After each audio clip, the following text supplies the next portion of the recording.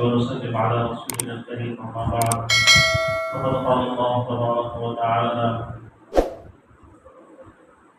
هو الذي أرسل رسوله بالهدى ودين الحق ليظهره على الدين كله ولو كره المشركون. وقال نبينا صلى الله عليه وسلم لا يؤمن أحدكم حتى أكون أحب إليه من والده وولده والناس أجمعين.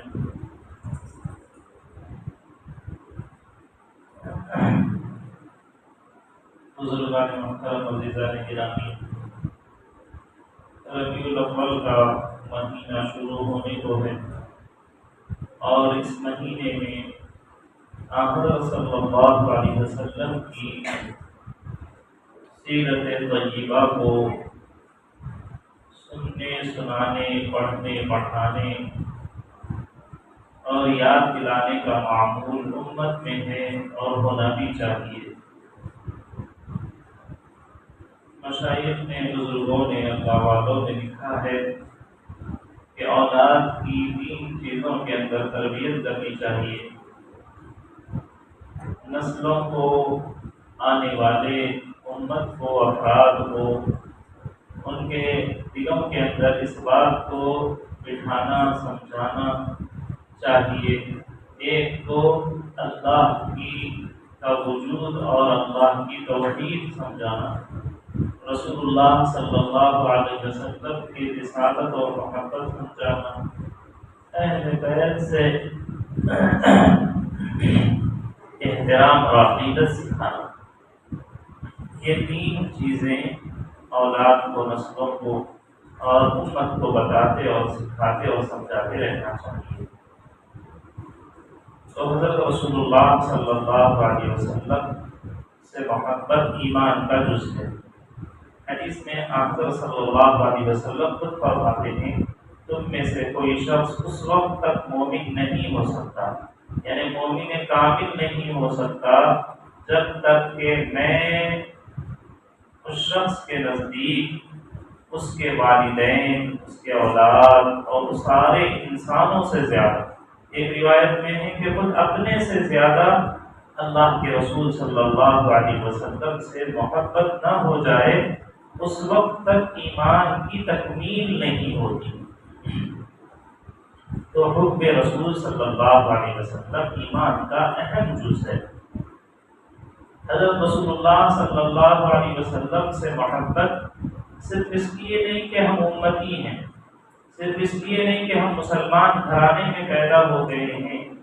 بلکہ عقل کا تقاضا بھی یہ ہے کہ حضرت رسول اللہ صلی اللہ علیہ وسلم سے محبت کی جائے۔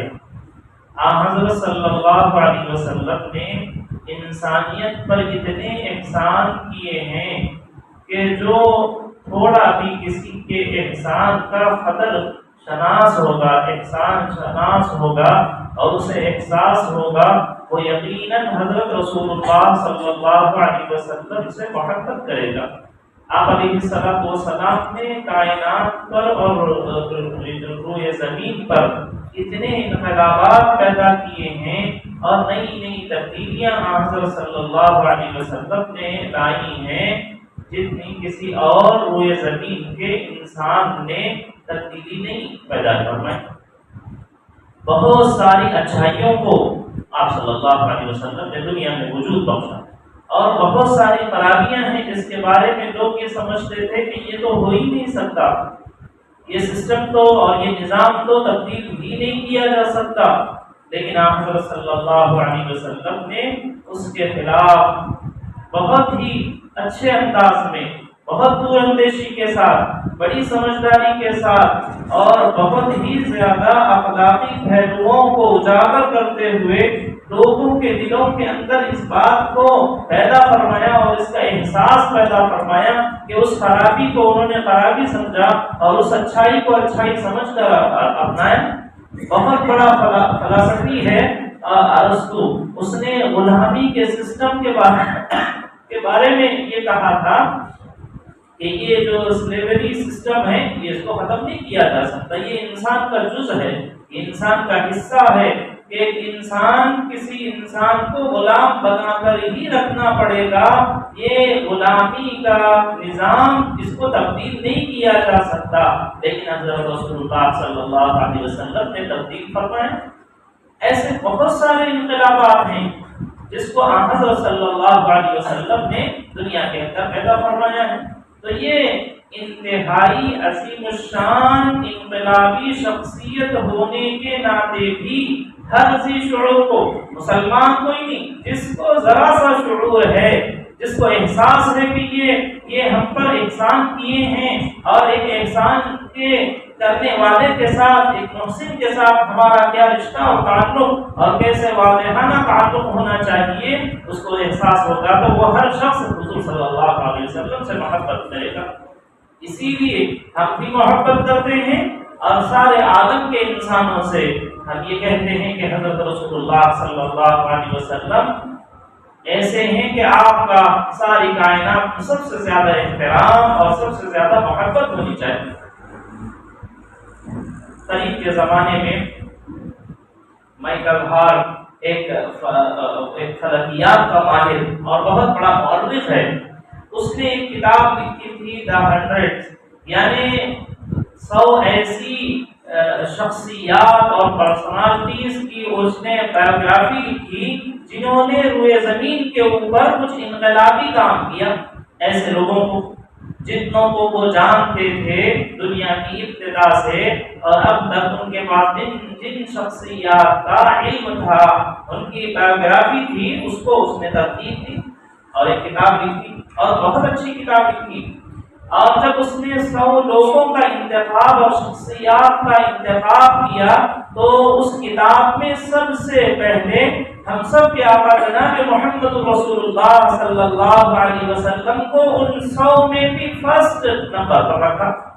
تو خود اس کے عیسائی لوگوں نے، وہ عیسائی تھا تو لوگوں نے کہا کہ تم عیسائی ہو تو تم کو کم از کم اپنے مذہب کا لحاظ کرتے ہوئے حضرت سیدنا عیسیٰ علیہ السلام کی سیرت کو، آپ کی حیات طیبہ کو سب سے پہلے رکھنا چاہیے تھا۔ اور بہت لوگ اس سے ناراض بھی ہوئے، لیکن اس نے دلائل سے ثابت کیا کہ میں نے کیوں حضرت رسول اللہ صلی اللہ علیہ وسلم کو سب سے بڑی شخصیت قرار دیا۔ حالانکہ لوگوں نے کہا کہ اس وقت جب تم کتاب لکھ رہے ہو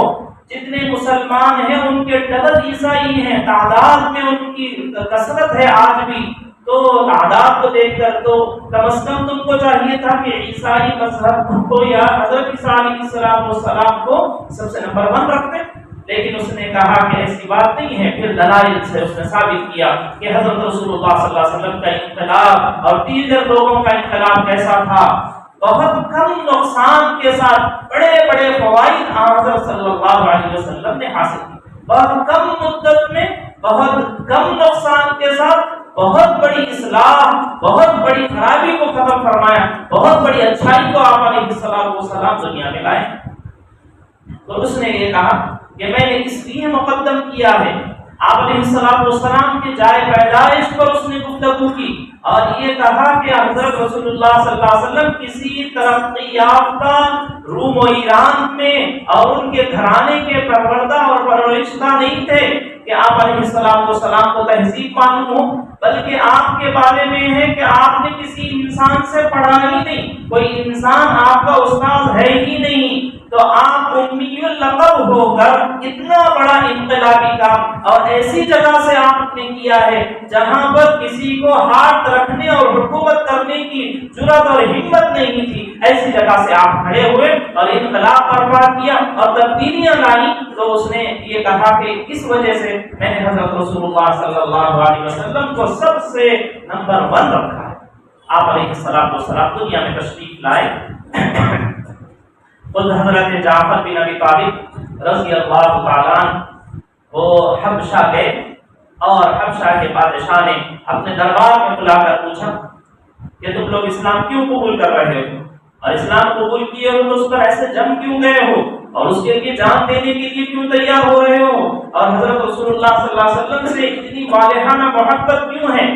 تو حضرت جعفر بن ابی طالب رضی اللہ تعالیٰ عنہ نے کہا یا ایھا الملک کنا قوما اہل الجاہلیہ نعبد الاصنام، ہم ایک جاہل قوم تھے، ہم لوگوں کے پاس کوئی تعلیم ہی نہیں تھی، ایجوکیشن نام کی کوئی چیز ہی ہمارے پاس نہیں تھی، ہمارے خاندانوں اور نسلوں کے اندر ایک آدھا آدمی ایسا نہیں تھا جو پڑھا لکھا ہو جائے۔ تو سب سے بڑا کام حضرت صلی اللہ علیہ وسلم نے ہمارے درمیان میں علم کی روشنی اور تعلیم کی اہمیت کو اجاگر فرمایا، اور گھر گھر علم کے حاصل کرنے کا شوق پیدا فرمایا، یہاں تک کہ بڑی تعداد میں لوگ ہمارے پاس تعلیم کے لیے آتے رہے۔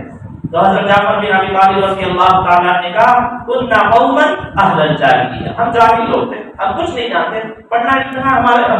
ہمارے نسلوں میں تھا ہی، ہم 10 تک کی گنتی بھی ہم کو نہیں آتی تھی پوری طرح سے۔ آپ علیہ السلام نے ہمارے درمیان میں سب سے پہلا انقلابی کام تعلیم کا کیا اور سب کو تعلیم سے جوڑا۔ وَنَعْبُدُ الْأَصْنَامَ، اور جہالت کی وجہ سے سب سے پہلی غلطی یہ ہوتی تھی کہ ہم اللہ سے ناواقف تھے اور بتوں کی پرستش کیا کرتے تھے اور ان کی پوجا کرتے تھے۔ نعبد الاسنام، جب آدمی اللہ علم نہیں ہے تو وہ اللہ تک پہنچ نہیں پائے گا، اور جب اللہ تک نہیں پہنچے گا تو پھر وہ ہر جس سے پیدا ہو رہا ہے یا ہر وہ جس سے نقصان ہو رہا ہے اس کو وہ اپنا خدا سمجھے گا اور اس کو اپنا نافع ذات سمجھے گا اور اس کے سامنے اپنی منتیں رکھے گا اور اس کے سامنے وہ اپنا سر جھکائے گا اور سب کچھ اس کو سمجھنے لگے گا، یہ بڑی خرابی ہوگی۔ اور فرمایا وَنَأْتِي الْمَيْتَ، ہم مردار کھاتے تھے، اچھی چیز کیا ہے نہیں معلوم، بری چیز کیا ہے، مفید کیا ہے، مضر کیا ہے، فائدہ مند کون سی ہے، نقصان کون سی، کوئی چیز نہیں۔ نَأْكُلُ الْمَيْتَ، مردار کھایا کرتے تھے۔ وَنَأْتِي الْفَوَاحِشَ، مردار اور حرام کھانے کی وجہ سے گناہ ہم کیا کرتے تھے۔ اور وَنَسِيءُ الْجُورَ، اور جوار ہم پڑوسیوں کے ساتھ ظلم کیا کرتے تھے۔ اور وَيَأْكُلُ الصَّعِقَوِيُّ مِنَّا الضَّعِيفُ، ہم میں جو طاقتور تھا وہ چھوٹوں کے اوپر ظلم کیا کرتا تھا۔ اور ہمارے ظلم کی داستانیں اور لڑائی جھگڑے اتنے عام تھے کہ چھوٹی چھوٹی باتوں کے اوپر برسوں ہمارے پاس جنگیں چلتی تھی۔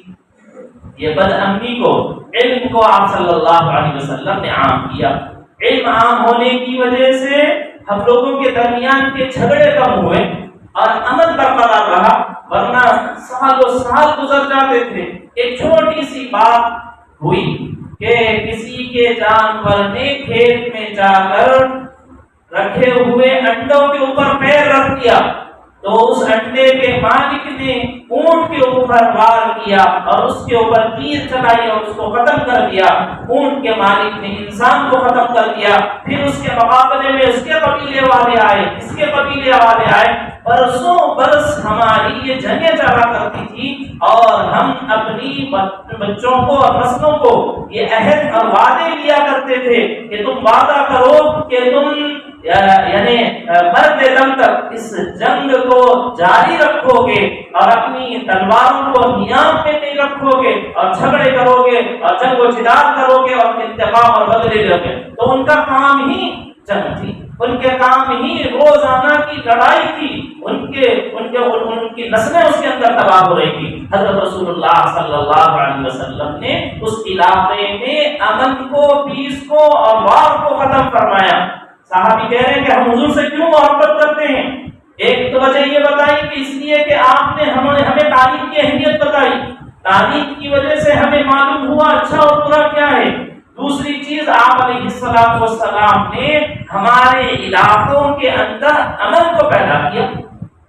آپ صلی اللہ علیہ وسلم ابھی 20 سال کے ہی تھے، اس وقت میں جنگ فجار چلی، اور جنگ فجار کے بعد آپ صلی اللہ علیہ وسلم نے سارے مکہ کے لوگوں کو اپنے پاس بلایا اور بٹھایا اور سمجھایا کہ دیکھو یہ کیا کر رہے ہو، کتنوں کی جانیں چلی گئی اور کتنوں کے گھر تباہ ہو گئے، بچے یتیم ہو گئے اور عورتیں بیوہ ہو گئی اور ہم لوگ خلاص ہو گئے، ان کی معیشت تباہ ہو گئی ہے ہماری، یہ لڑائی کیوں کر رہے ہو؟ ہم معاہدہ کریں گے، امن کا معاہدہ۔ تو حضور علیہ السلام نے، آپ جب کہ ابھی 20 سال کے ہی ہیں، 4 بڑے لوگوں کو جمع کر کے ان سب کو بٹھا کر سارے مکہ کے اندر امن کا معاہدہ طے کیا۔ آپ صلی اللہ علیہ وسلم نے کہا ہم لڑیں گے لڑیں گے کس کے خلاف لڑیں گے؟ ہم اس بات کے خلاف لڑیں گے کہ ہمارے ملک میں بدامنی نہ ہو. ہم لڑیں گے اس کے خلاف جو عہد کو پورا نہیں کر رہا ہے، جو ظالم ہے اس کے خلاف ہم لڑیں گے. مظلوم کا ہم ساتھ دیں گے، یتیموں کا ہم ساتھ دیں گے، مسافروں کے ساتھ ہم ان کی حفاظت کریں گے. آپ علیہ السلام نے مکہ کے اندر امن کو برقرار رکھا. بڑی جنگ ہو رہی تھی، واقعہ بہت مشہور ہے کہ کعبے کی تعمیر کا موقع تھا، حجر اسود کو لے کر لوگوں میں لڑائی ہو گئی. کعبہ تعمیر ہو رہا تھا، مکہ المکرمہ اچھا کام کر رہے تھے، کعبے کی دیواریں پوشیدہ ہو گئی تھی تو تعمیر نہیں شروع کی گئی. اب جب تعمیر کا موقع یہاں تک پہنچا کہ حجر اسود کو دیوار میں لگانا تھا، اب جتنے قبیلے اس میں شریک تھے سب نے کہا کہ حجر اسود ہم رکھیں گے. اور پھر جب یہ بات امن کی صلح کی کچھ نظر نہیں آئی تو خون میں اپنے ہاتھوں کو اور تلواروں کو رکھ کر انہوں نے قسم کھائی کہ پھر سے اب مکہ کے اندر جنگ شروع ہوگی اور اگر ہم کو ہمارا حق نہیں دیا جائے گا تو ہم لڑائی کریں. آپ صلی اللہ علیہ وسلم نے اس ہونے والی خطرناک خون ریزی والی جنگ کو رکایا ایک ہلکے سے آپ کے صحیح مشورے کی وجہ سے. تو یہ وجہ تھی کہ صحابہ کہتے ہیں کہ ہم حضور سے اس لیے محبت کرتے تھے، ہم حضور سے اس لیے محبت کرتے تھے کہ آپ نے بچوں کے حقوق کی بات کی، ہم حضور سے اس لیے محبت کرتے تھے کہ آپ نے عورتوں کے حقوق کی بات کی، آپ سے محبت اس لیے کرتے تھے کہ آپ نے ماؤں کے حق کو بتایا. جب ماں کو ایک سامان کی طرح میراث میں تقسیم کیا جاتا تھا، بچے جیسے سامان میں چیزیں لیتے ہیں، زمین جائیداد لیتے ہیں، ماں کو تقسیم کر لیتے تھے کہ ماں اب میرے گھر کی رکھیل رہے گی اور میری بیوی بن کر میری باندھی بن کر رہے گی. ایسا ماؤں کے ساتھ ذلت والا رسوائی والا معاملہ کرنے والی قوم کو نبی علیہ السلام نے فرمایا کہ ماں کا مقام جانتے ہو کیا ہے؟ ماں کا مقام یہ ہے کہ جیسے اللہ کی عبادت ضروری ہے ایسے ہی والدین کے ساتھ حسن سلوک ضروری ہے. اپنے ساتھ برابر کر کے ماؤں اور والدین کا مقدس مقام بتایا اور یہ کہا جنت چاہتے ہو تو اپنے ماں کی خدمت کرو اور ان کو احترام کی نظر سے دیکھو. الجنت تحت اقدام الامہات، یہ رسول اللہ صلی اللہ علیہ وسلم نے کہا. بیٹیوں کو زندہ دفن کر رہے. اب آپ سوچئے جس ماں کو یہ مقام سامان سے زیادہ، جانور سے زیادہ بدتر سمجھے جانے والی عورت کو آپ نے جنت کا نشان قرار دیا تو وہ عورتیں حضور سے محبت نہیں کریں گی، وہ اسلام کی طرف نہیں. ایسے ہی ہم اسلام کی طرف نہیں آ گئے، ایسے ہی رسول اللہ سے ہماری محبت. یہ انقلابی کارنامے ہیں نبی علیہ السلام کے. آپ نے بچیوں کو حقوق دلائے،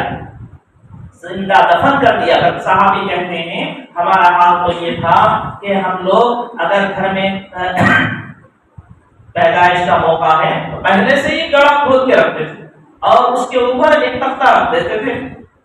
اور جیسے ہی ہم کو ولادت کے بعد معلوم ہو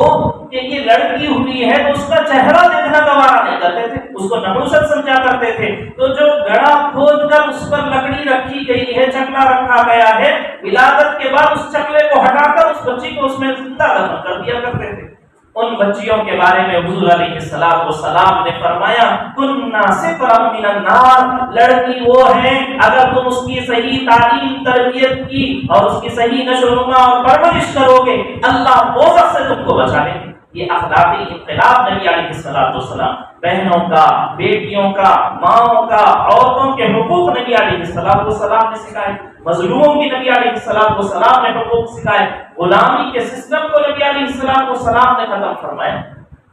اور ملک ہونے کی کوشش کی اور لوگوں نے بھی کوشش کی کہ یہ جو غلامی کا سسٹم ہے، سلیوری سسٹم ہے، اس کو ہم ختم کریں. یورپ اور امریکہ کے اندر بھی کوشش کی گئی اور ایک اعلان کر دیا گیا. پہلے زمانے میں سارا نظام جو چلتا تھا وہ غلاموں کے اوپر. اگر آدمی کے پاس کھیت ہے تو اس کے پاس 100 غلام ہے، اس کے کام کر رہے ہیں. آدمی کے پاس کوئی کمپنی ہے، اس کے اندر اس کے غلام کام کر رہے ہیں. سب ہر جگہ بازار گئے ہوئے ہیں تو وہاں سے سامان اٹھا کے لانے کے لیے کوئی کار اور گاڑی اور موٹر اور سائیکل نہیں ہوا کرتی تھی. غلام ہوتا تھا، وہاں سے سامان اٹھا کے لایا کرتے تھے. ہر کام کے اندر جزء لازم کے طرح غلام رہا کرتے تھے. تو لوگوں نے حقوق انسانی کی بات کرنے والوں نے لوگوں نے سوچا کہ بھائی یہ بھی انسان ہیں، ہم لوگ بھی انسان ہیں، ان کے اوپر جانوروں سے زیادہ بدتر ظلم ہو رہا ہے، اس سسٹم کو ختم ہونا چاہیے۔ تو یورپ اور امریکہ نے اعلان کر دیا کہ کل سے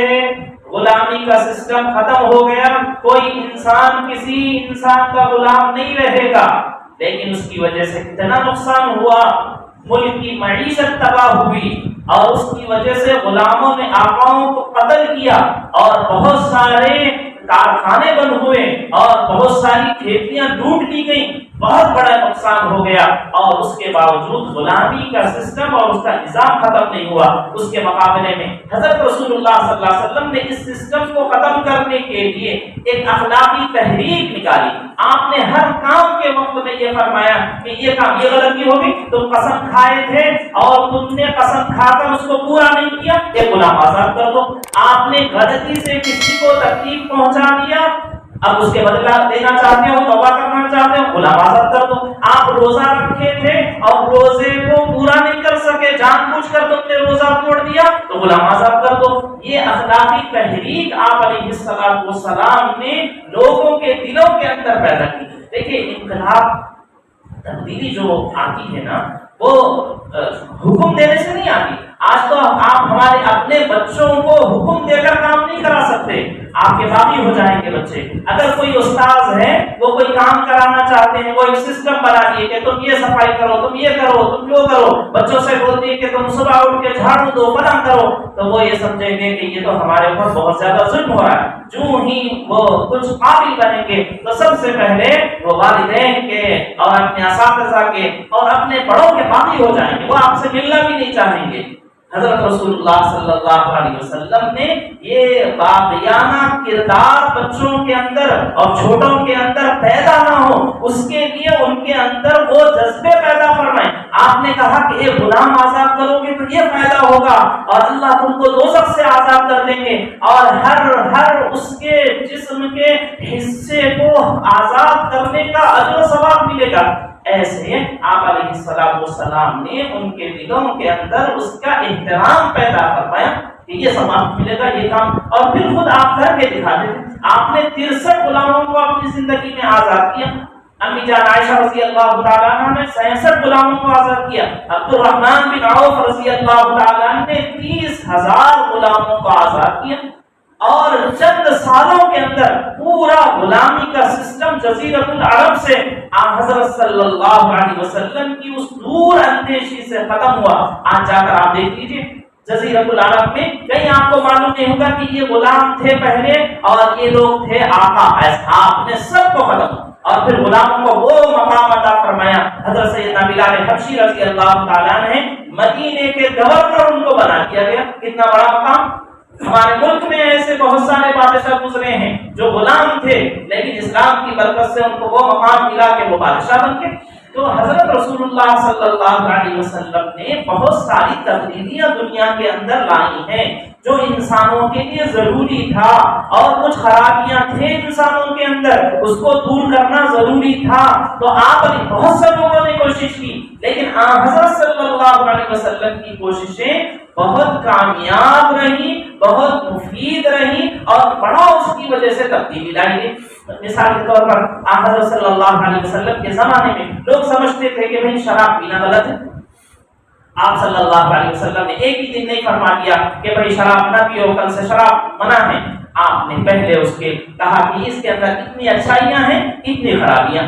پھر اس کے بعد آپ صلی اللہ علیہ وسلم نے فرمایا کہ عبادت کے وقت میں یہ کرنا کرو۔ پھر آپ علیہ السلام نے ان کے دلوں کے اندر ایسے جذبے پیدا کیے، اس گندگی کے گندگی ہونے کو ایسا بٹھا دیا کہ جس دن حکم آیا کہ انما رجس، کہ یہ سب گندگیاں ہیں، تو خود سے صحابہ نے، کوئی دیکھنے والا اور کوئی اس پر جرمانہ لگانے والا نہیں تھا، خود سے صحابہ نے اگر ان کے گھر میں بھی ہے تو وہ مٹکے توڑ دیے، مشکیزیں بہا دیے، اور مدینے کے اندر جیسے سیلاب آئے تو پانی بہتا ہے ایسے شراب بہنے لگی۔ تو شراب کی پابندی پر آج بھی ہمارے ملک پریشان ہیں، حکومتیں پریشان میں ہیں، بہت فنڈ اس کے اوپر جاری کیا جا رہا ہے، اس کے باوجود ویسا انقلاب نہیں آ رہا ہے جیسا انقلاب رسول اللہ صلی اللہ علیہ وسلم نے مدینہ المنورہ کے اندر پیدا کیا تھا۔ حقوق کی بات کرنے والے نہ بچوں کو وہ حقوق دلا سک رہے ہیں،